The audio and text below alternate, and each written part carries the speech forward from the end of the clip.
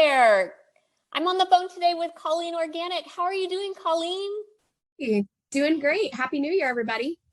Happy New Year to you, Colleen. So Colleen and I have a relationship. She is a trusted friend in the um, home buying arena of people I work with, connecting buyers, and a mortgage advisor who is Colleen. She's with Direct Mortgage Loans. And I wanted to talk a little bit with you, Colleen, today about how our buyers can start to prepare for the 2023 market. If home buying is a goal for some of my buyers this year, what can we do to prepare so that they are ready when that right house comes up on the market? And I know that you have so much experience with all types of buyers, first-time homeowners, people that are investing maybe in a beach home here in Florida, maybe people who are upsizing, downsizing. You have a lot of tips and tricks. So, something that a lot of buyers that I work with, Colleen, the first thing that comes up is credit. People wonder about their credit and how that's going to affect what type of mortgage and what type of loans that might work with their financial situation. Do you have a few tips for me today? Absolutely. That is really the number one thing that I feel like is the concern with people, especially a first-time buyer. I think there's a lot of misconceptions about where your score really needs to be, or unfortunately, a lot of programs out there for consumers don't really accurately depict what your credit score is in the lens of a mortgage environment. So I will say, first off, if anybody's curious, the minimum credit score that we need to have a loan option is 580. And that's looking at all three credit bureaus, and we're looking at the score in the middle. So if your middle score is 580 or greater, there's a chance we have a solution. However, if that middle score is 640 or higher, you're going to have many more options. So one thing that's nice is that working with someone like myself, we can see where you're at. And if you're not quite there, we can put together a step-by-step plan on what you need to do to get there. But before we really get into that, I think that even before you apply or before we have a conversation, it's a really good idea to check the status of your credit cards. Credit cards are like the number one thing that can help or hurt your score. So if you find out what the credit limit is on your card and then look at your balance, try to make sure you're under 3% of whatever that credit limit is. So for simple math, if your credit card limit is $1,000, make sure your balance is paid down under 300.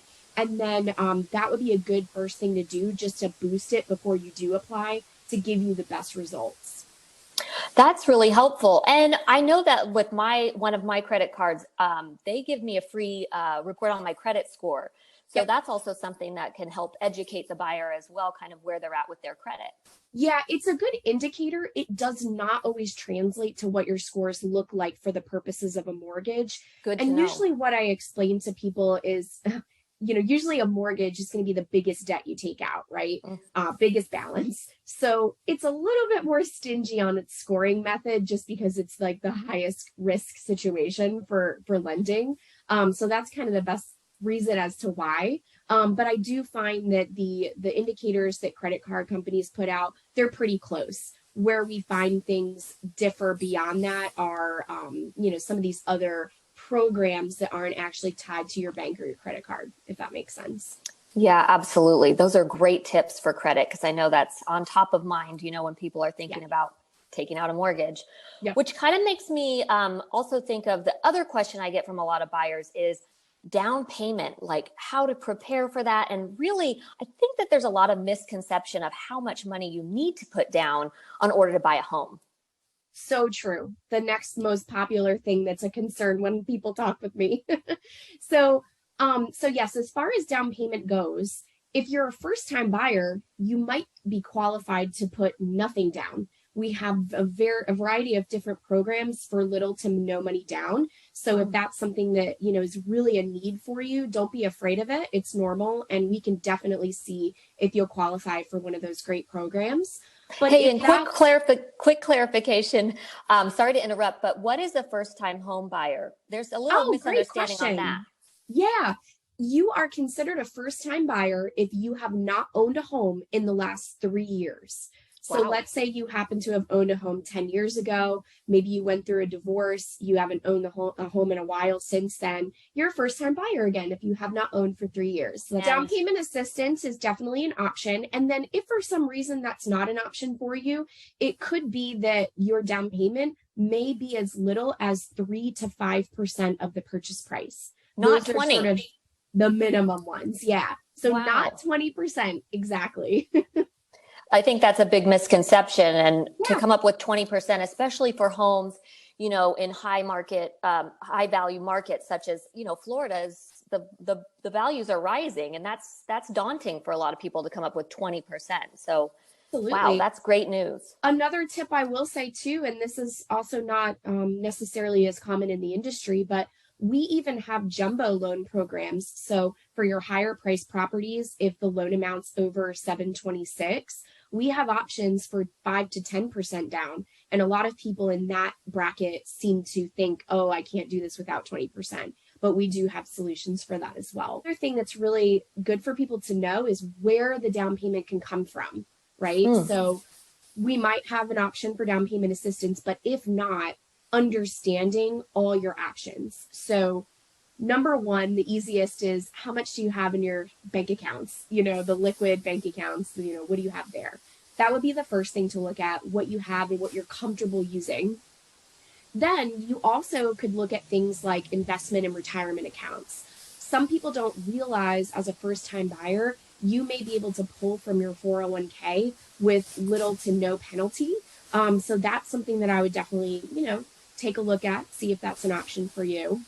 And then another thing that people don't realize is that you're allowed to get a gift from a family member. So that gift could be all of your down payment, or it could be just part of it that helps you get there. But that is something that is allowed in the mortgage industry. So not anything to feel bad about either. I've actually helped people before where their parent, their grandparent, and their uncle all chipped in. So this is normal and just something to maybe consider if it's an option for you.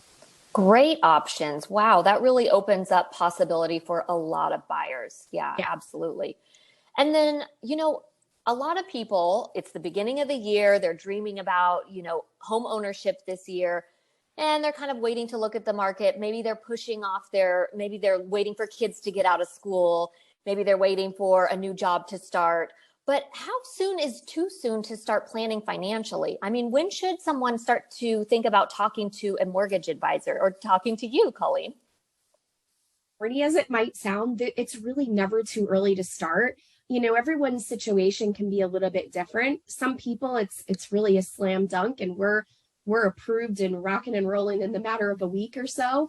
But for others, there may just be things that you need to do to set yourself up for the most success, to get the best terms, the best rate. And, especially if you're self-employed, there's just a lot in there that if you do some legwork up front, it's really going to minimize any stress in this process. So in general, I would say if you think you want to buy a home in the next year or two, then really let's have an initial conversation. And that doesn't mean we have to necessarily do a deep dive, but I can say that for a quick, no risk, no obligation phone call, you can have a lot of clarity on what your path is going to look like. And then from there, we're here when and if the time's right.